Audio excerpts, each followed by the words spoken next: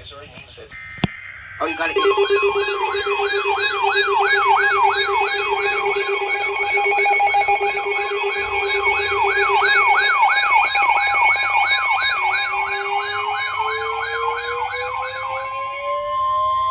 The National Weather Service in Nashville has a thunderstorm warning for Western Coffee County in Middle Tennessee, Bedford County in Middle Tennessee, until 4:30 p.m. Central Daylight Time. At 3:50 p.m. Central Daylight Time, a severe thunderstorm was located near Petersburg, or 9 miles north of Fayetteville, moving northeast at 25 miles per hour.